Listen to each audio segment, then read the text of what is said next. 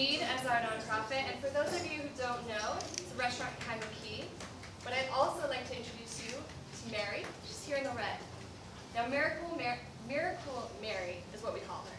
She spent 38 years in prostitution in Waikiki, and she has now moved to be a server at Seed. She didn't start there. She started in the back of the house. She didn't want to interact with the everyday folks. But Seed worked with her to bring her to the hostess station and then to serving. And guess what? Now she's a preschool teacher. So she's moved beyond Seed. Now, I don't know about you, but I don't know any other organization, any other nonprofit that does this. And that you can go to a restaurant or to a nonprofit location and actually give the money that supports the clientele. So that is an amazing mission. You see it in work. It's been around 1 year. But it's been around a year, and I didn't know about it before today. I think a lot of us didn't know about it before today. So we wanted to recognize the strengths and weaknesses of Seed Restaurant. They have a great brand. They have a beautiful website. They have all their social media accounts. They have an amazing mission statement, and you know what? They have some quality food and service, according to Yelp. And they have, so that's their positive online social presence. So that's not where we need to help them. What we realize is organic is not new. This is an established industry. There's plenty of competition here. So how does Seed stand out? What is it that makes them special? Well, it's Kaimuki. There's some other organic restaurants in Kaimuki, but they're stuck there. They have a 3-year lease. Parking sucks. Okay, seating is limited. The building they're in is kind of crumbling. They actually can't get an alcohol license because the building is out of date and it needs to get up to standard. So they haven't made a profit yet. Yeah, they've reduced how much money they're losing, but they're not making money. And how are they going to help these people like Mary if they can't stay around? So that's their goal. And what we realized, as I turned off the slide, is that they need to distinguish the two. Mary is an amazing person. It's a beautiful thing to represent the mission and what they're doing, but there's more to it than that. You need to go and have an amazing dining experience because you have so many options. You can go to so many organic restaurants, but you can go to Seed, have a great dining experience, and then do some good while you're at it. So what we needed to do was distinguish the two, and the only time you'll see those two faces at once is when you're inside the restaurant. So there's some tactical things that we propose, but we're not going to dive into them because it's time. Everyone's running out of time. So we do want to distinguish on the website, keep them separate in marketing. You know, who you're talking to, you'll speak to one of the faces. But we want to bring this face of the chef to the audience, to the mass audience, and no one knows him yet. So we want you to get to know him. He's an artist. He embraces experimentation through food, art, music, and he needs to get in front of the camera. We want him covered by the media, and we want to make videos that can go on social and go on the website because the client, Seed, actually has a connection where they can produce videos. And we want to involve the chef as well in front of the clientele, but only on select occasions. So we're calling this a fresh start for Seed. They actually had to shut down for a few months because profit wasn't doing well. They needed a new business model, so they closed down. They got a new GM, they got a new chef, and now they're reopening their doors. They did, and they're not getting the buzz they need. So that's what we need. And we know that word of mouth is so key when you're deciding what restaurant to go to. And word of mouth nowadays, I mean social. So we're focusing on that for our ideas. And it's not, like we said, it's not the marketing, advertising, radio. It's creating a buzz that'll go viral. So we're going to create this program to address the negative perceptions that are out there from the previous business model.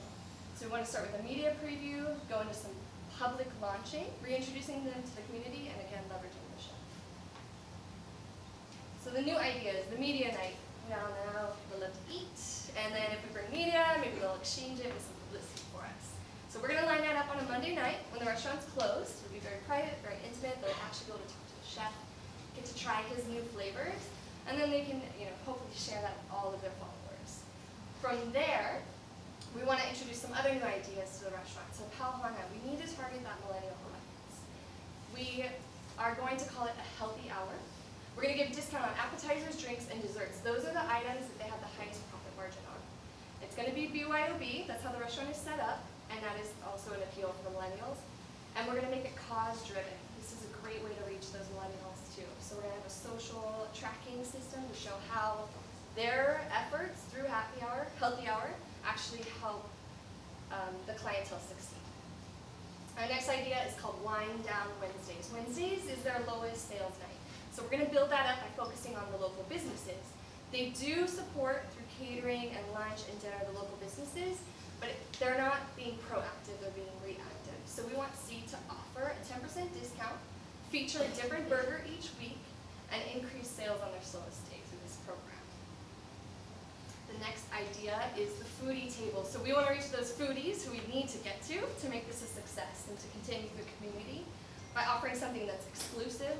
You have to pay for it ahead of time. It's limited seating, so it adds to that exclusive model, and then it's a surprise menu. So we want you to, and you also get to interact with the chef. So this is one of those few occasions where you get to interact with the chef. And it makes the whole thing a unique dining experience. And our next biggest idea is where the seed is planted. So we actually want to offer meals where you go to Kakaako farm and have a meal prepared by the chef, brought to you by the chef, and this is where it's sourced. So for those, that's the big picture dream, is to actually bring the foodies to the experience, which is something that they care about, and it shows off the healthy cuisine for them. So these are all of our ideas. We want to make Seed, the restaurant, the focus of all of this. And then at the end of the day, when you go and have a meal, which you have to have every day anyways, you get to do it and support a great cause while you're doing it and learn about that while you're dining. Thank you.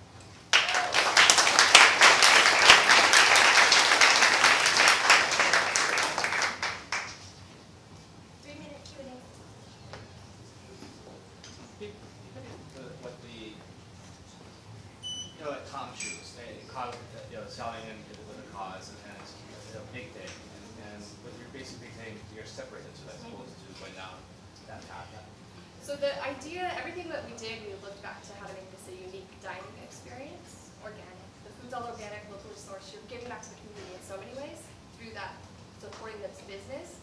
One of the ways is through supporting the clientele, and that is a unique thing to be doing too. But what we don't want is to leverage that angle too much, where people might be uncomfortable knowing, if I told you you're going to be fed by a prostitute that's worked for 38 years, that might not be so friendly. You might not enjoy that as much. So we decided to flip it and focus on the foodie aspect of it and building up the culinary experience and making it something unique. And then also letting you know, one of the many reasons why Seed is great is because you're supporting a nonprofit and you're actually getting to interact with the community. Can I add to that? And the other thing too is that we knew that the mission couldn't survive without the prosperity of the restaurant. So what we wanted to do was separate the two and focus on how do we expand the revenue of that restaurant specifically. And one of the big hurdles that everyone understands is that it's a tough industry specifically, but how do we make it legitimate? How do we make it real and take that donation part out of it so that people take the restaurant in a serious way? And once they do and they understand that they're going to get value for that meal, and it's not a donation, we're not asking for favors, we want to make sure that we can legitimize ourselves and compete on a restaurant level first. So that's the focus and the strategy of why we decided to do that separately. And then the flip side of that, which is the unconventional, unexpected, is that once you have that experience, you will be surprised, guess who's making these meals for you? So that is the flip side of why you get that surprise notion of that benefit. Understand the benefit of the business first, and then the secondary is the surprise nature of who's preparing it for you. What's the price tag for A meal? I'm sorry, not the meals, the campaigns that you're running. The campaign. This is actually, so we didn't want to do anything that would have hard costs. So we're leveraging their relationship existing with media, or with video producer, and that's it, and then social media. The goal is to create such a big buzz that through word of mouth socially, they'll attract new customers.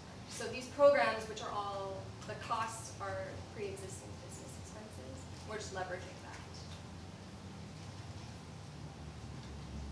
Yeah, we're specifically trying, I'm sorry, go ahead. You said you're pushing the chef out as kind of that focal point, but what makes the chef different? Like, how does it get that buzz out there? What's the different about the chef? Yeah, I think that is the challenge, and he does, he comes from, the Kakulani Community College, so he doesn't have that big story behind him, but what he does have is this sort of dimensional aspect of being an artist.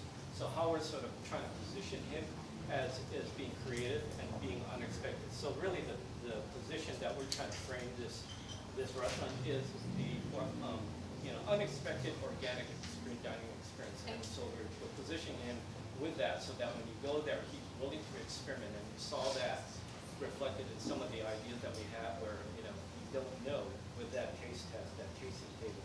And it's been successful so far. So let's hear it for 7 hours. So